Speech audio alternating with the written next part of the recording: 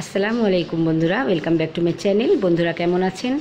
আশা করছি ভালো আছেন। আলহামদুলিল্লাহ আমি অনেক ভালো আছি। আবারও একটা নতুন ব্লগ নিয়ে আপনাদের সামনে চলে এলাম। এই তো বন্ধুরা, এখন আমি যাচ্ছি আমার মেজবুর বাড়িতে। অনেক দিন হয়েছে মেজবুর বাড়ি যাওয়া হয়নি, তাই আজকের ওয়েদারটাও ভালো ছিল। তো এটা আমি গিয়েছি রবিবারে।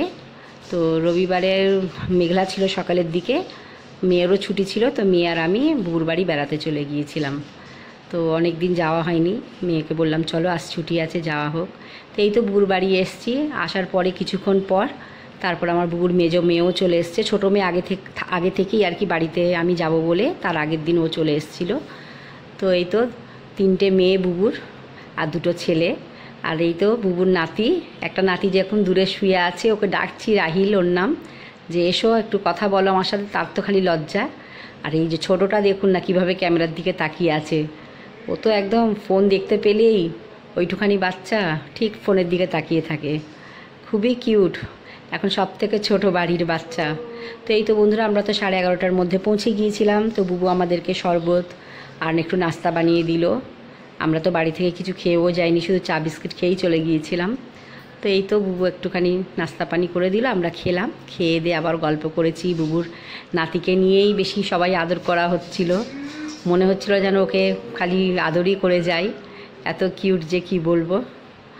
এই তো বন্ধুরা ঘুমাচ্ছিল আর আমি ওকে ঘুমোতে দেইনি, একটুখানি আদর করেছি, উঠে পড়েছে। কিভাবে তাকিয়ে আছে দেখুন, চোখে ঘুম আছে কিন্তু আমি এত আদর করেছি, ঘুমাচ্ছে যখন ও উঠে পড়েছে। সবাই ওকে চুমু দিয়ে যাচ্ছে, ও ঘুমিয়ে আছে, সবাই একবার করে এসে ওর গালে চুমু দিয়ে চলে যাচ্ছে, যার কারণে ওর ঘুম হচ্ছে না, উঠে পড়ছে।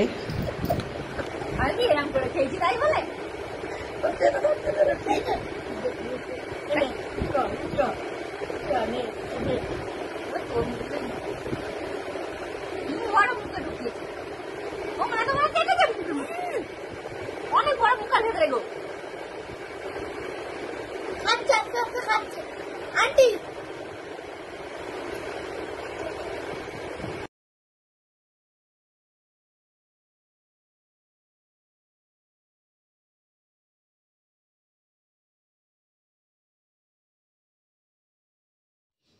তো এই তো বন্ধুরা, দুপুরবেলা বুবু অনেক কিছু রান্না করেছিল। পোলাও করেছিল, চিংড়ি মাছের মালাইকারি, ডিমের কোরমা, মাংস, পটল ভাজা, বেগুন ভাজা, মাছ, অনেক কিছুই করেছিল। খাওয়া দাওয়া করে আমরা একটু রেস্ট নিয়ে বিকেলবেলা বুবুর বাড়ির পেছনে একটা আম গাছ হয়েছে, আম গাছটা এখন সবে ছোট। তো কয়েকটা আম হয়েছিল, আমি যেতে একটাই আম ছিল, আমাকে কেটে দিল। আমটা খেতেও খুব টেস্ট, খুবই আর কি মিষ্টি আম। তো ইনশাল্লাহ সামনের বছরে হয়তো আম গাছটা আরও বড় হলে অনেক আম হবে। তো খেতেও খুব মজা, সুস্বাদু ছিল আমটা। তো এই তো এক ধরনের কলমি শাক হয়েছে। তো শাকটা কোথায় থেকে এনে লাগিয়েছে আমাকে বলেছিল, আমি এখন ভুলে গিয়েছি। তো শাকটা আমি বাড়িতে এসে রান্না করে আমার খাওয়াও হয়ে গিয়েছে। খুবই টেস্ট শাকটা, 5টা পাতা, কলমি শাক, কিন্তু এমনি নর্মাল যে কলমি শাকের মতো না দেখতে, অন্যরকম 5টা পাতা আর কি একটা শাকের মধ্যে। তো খুবই সুন্দর শাকটা খেতে আর কি, খুবই টেস্ট। তো বাড়িতে চলে এসেছিলাম, তারপরে শাকটা তুলে সন্ধ্যাবেলা একটু নাস্তা করে তারপরে আমরা বাড়িতে চলে এসেছিলাম।